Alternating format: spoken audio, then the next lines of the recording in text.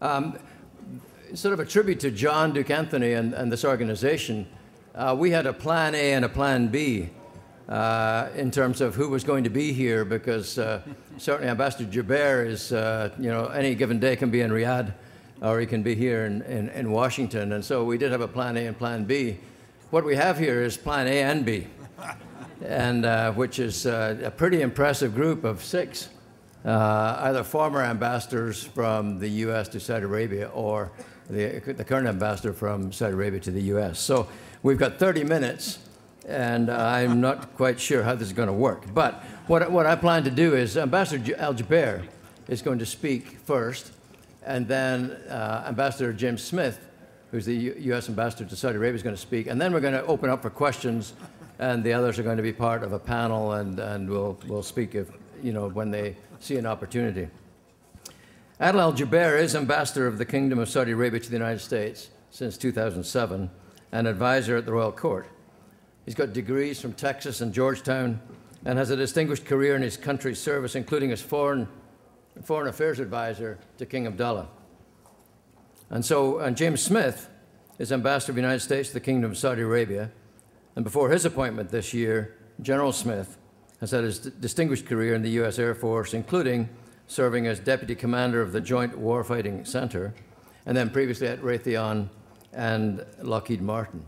So, Ambassador Al-Jubeir, perhaps you could make some comments first of all, and then we'll go to Ambassador Smith. Thank you.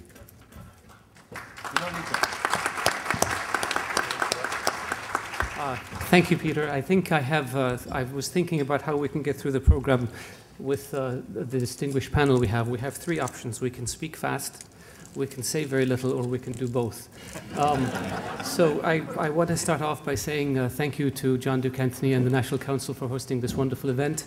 Thank you, Peter, for the kind introduction, and also thank you to my colleagues, the former U.S. ambassadors to Saudi Arabia. I'm humbled to be speaking with such distinguished individuals at the podium with me.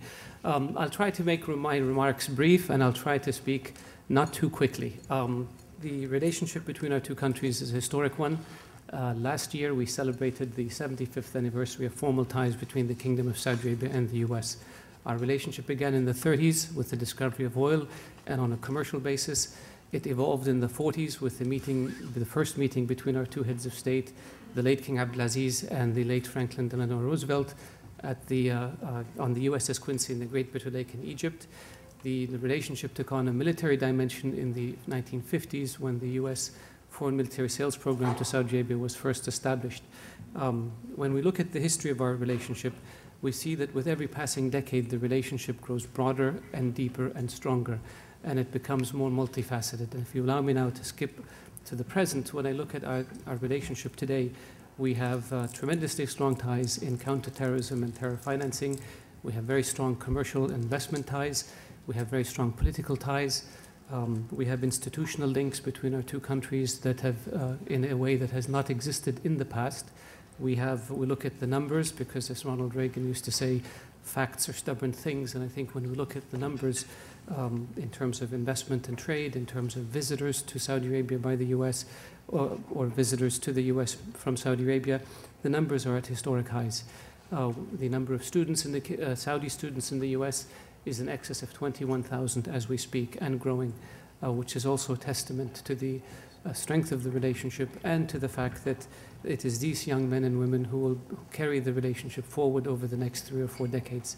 When we look at the interests that we have in the region, when we look at the challenges we face in Pakistan, Afghanistan, with Iran's nuclear program, in Iraq, in Lebanon, between the Israeli-Palestinian conflict, in Yemen, in the Horn of Africa, in Sudan, when we look at the challenges we face involving piracy or terrorism, financial crisis, energy situation, and trade and investment, I believe that the interests of our 2 countries today, at this moment, are as aligned as they have never been before.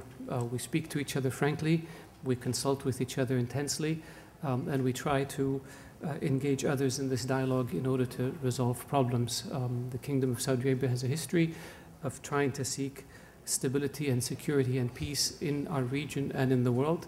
It was the King Abdullah's, then Crown Prince, peace initiative that became the Arab Peace Initiative at the Beirut Summit in 2002 that set the stage for a resolution of the Arab-Israeli conflict. I believe that today there is a unanimous view that the Arab Peace Initiative is the basis upon which the Israeli-Palestinian conflict will be resolved, God willing. We appreciate and thank the Obama administration for its early and robust engagement in trying to resolve the Arab-Israeli conflict, and we look forward to working with it in moving it forward and putting an end to this long-standing tragic conflict. When we look at the issue of combating extremism, the Kingdom of Saudi Arabia has been on the forefront of countries trying to deal with or counter the mindset of extremism that tries to hijack a noble faith and encourage people to use it to justify violence. Our religious scholars have taken very strong and public positions to counter this radicalism, and it has had an impact, we believe, and will continue to have an impact, God willing, on trying to eliminate this mindset from our midst. The custodian of the two holy mosques launched an interfaith dialogue that involved different religions and cultures in order to use the universal values that are enshrined in all religions to promote understanding and to promote coexistence and to promote peace, because at the end of the day, the universal values enshrined in all faiths are very similar. They have to do with compassion, with mercy, with peace.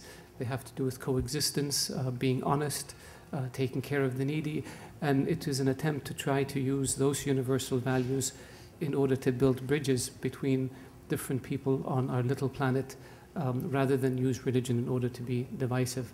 The university, the King Abdullah University of Science and Technology, which is a major research university that was recently inaugurated in Saudi Arabia, is also another attempt to build bridges with the rest of the world. It's an institution whose students and faculty hail from almost 60 countries. It is an open research facility. It is connected to a large number of distinguished universities and research institutions around the world with which it shares research, and it shares professors, and it shares students. And it's another way to connect with the rest of the world, which is in line with the Kingdom's vision of trying to build bridges in order to promote peace and stability and security. To go back to where I started, I think when we look back at the 75 years in which our two countries have had formal ties, I believe that the relationship today is very strong, and I'm hopeful that the relationship, God willing, will continue to grow stronger for the benefit of both of our countries. And before I stop, I want to say that I hope I haven't spoken too fast or too long.